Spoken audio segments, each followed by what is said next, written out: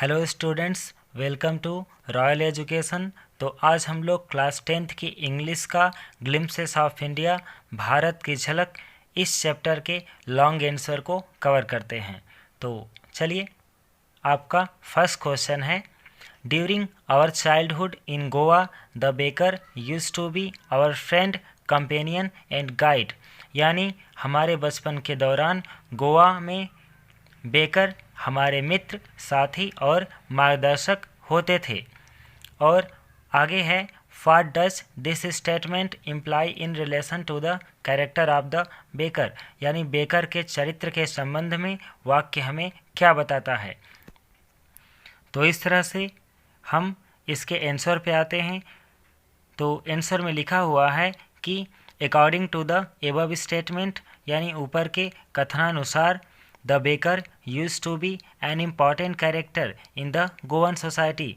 यानी the baker यानी जो पाव वाला होता था, use to be an important character, एक महत्वपूर्ण चरित्र हुआ करता था इन द गोवन सोसाइटी, यानी गोवा के समाज में। यानी बेकर गोवा के समाज में एक महत्वपूर्ण चरित्र हुआ करता था। He use to be a friend and a proper guide for the children there.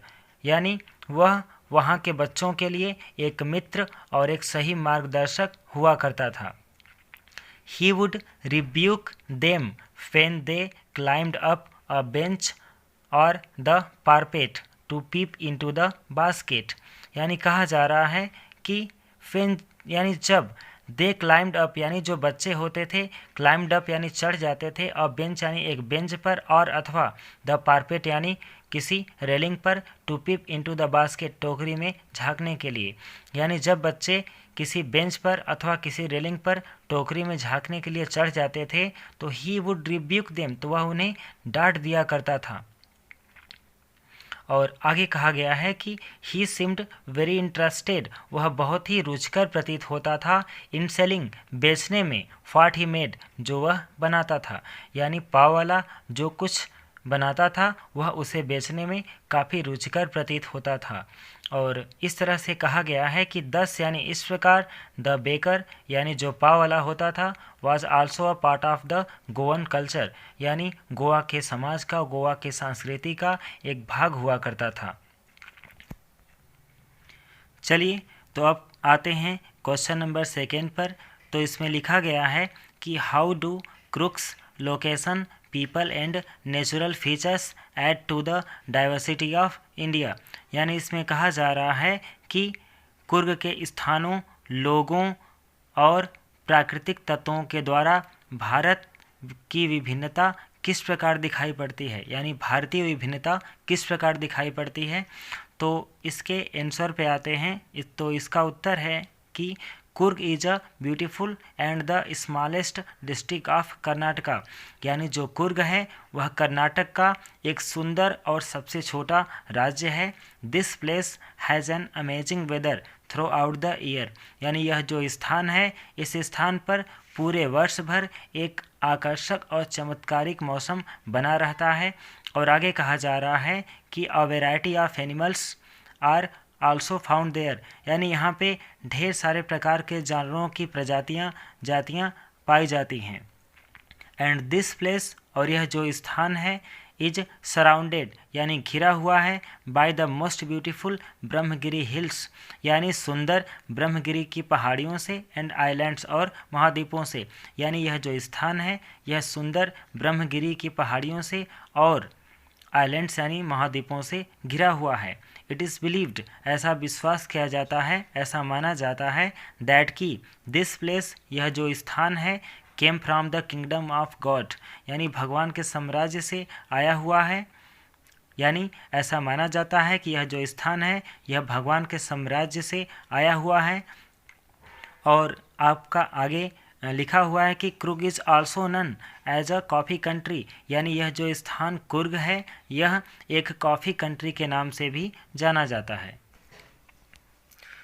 और आगे लिखा हुआ है कि 10 इस प्रकार all this features of Coorg, यानी कुर्ग के ये जो सभी गुण हैं, add to the diversity of India, यानी भारतीय विभिन्नता को बढ़ावा देते हैं। तो इस तरह से स्टूडेंट्स हम आते हैं क्वेश्चन नंबर 3 पर। तो क्वेश्चन नंबर 3 का क्वेश्चन है कि what are popular theories regarding the descent of the people of Coorg. यानी कहा जा रहा है कि कुर्ग के लोगों के वंश के बारे में प्रसिद्ध विचार क्या हैं। तो इस तरह से आपका आंसर हो जाता है कि the popular theories regarding the descent of the people of Coorg are as follows. यानी कुर्ग के वंश के बारे में संदर्भित करते हुए जो विचार हैं वो कुछ इस प्रकार हैं कि द फर्स्ट इज़ दैट, यानी पहला विचार, पहला सिद्धांत यह है दैट कि द पीपल ऑफ कुर्ग, यानी कुर्ग के जो लोग होते हैं, आर ऑफ ग्रीक, वह ग्रीक के निवासी हैं, और अरेबिक डिसेंट अथवा अरब की पीढ़ी के हैं।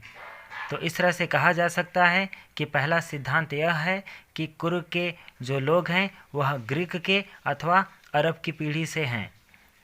और आगे कहा जा रहा है कि इट इज़ बिकॉज, ऐसा इसलिए है क्योंकि दियर कल्चर, उनकी जो संस्कृति है, इज अपेरेंट, वह स्पष्ट रूप से दिखाई पड़ती है इन द मार्शियल ट्रेडिशन, यानी बहादुरी के कार्यक्रमों में, मैरिजेस यानी विवाहों में, एंड रिलीजियस राइट्स और धार्मिक अनुष्ठानों में।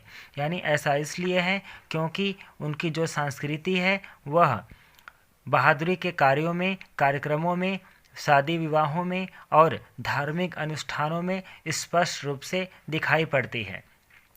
And the second is that, और दूसरा सिद्धांत यह है दैट कि द कोडाउस, यानी जो कोडाउस होते हैं, used to wear the long frock, वह एक लॉन्ग फ्रॉक पहना करते थे, लॉन्ग कोट पहना करते थे जो कि बिल्कुल फ्रॉक जैसा, कोट जैसा दिखाई पड़ता था।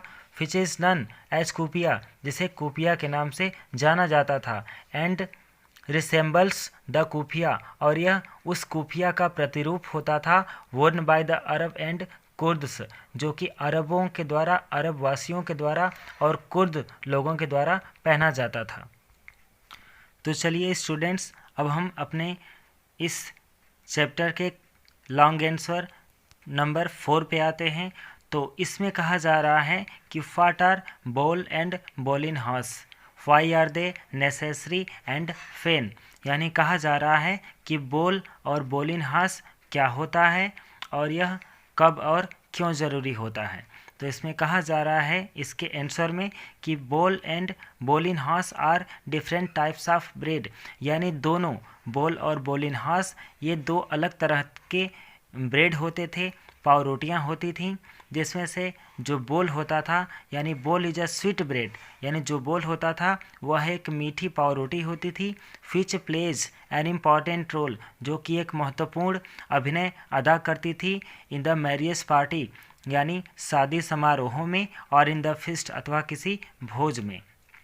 और आगे है कि बॉलिन हॉर्स plays an important role to increase the interest of Christmas and other festivals. यानी जो बॉलिन हॉर्स होता था वह एक महत्वपूर्ण अभिनय अदा करता था टू इंक्रीज, यानी बढ़ाने के लिए, द इंटरेस्ट यानी रुचि को, ऑफ क्रिसमस यानी क्रिसमस की, एंड अदर फेस्टिवल्स और अन्य त्योहारों की।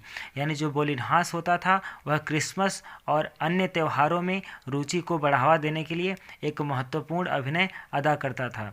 तो इस तरह से the baker's furnace is in a Goan village is very essential. यानी इस तरह से कहा जा सकता है कि एक गोवा के गांव में बेकर की फर्नेस का होना, यानी बेकर की भट्ठी का होना अति आवश्यक है।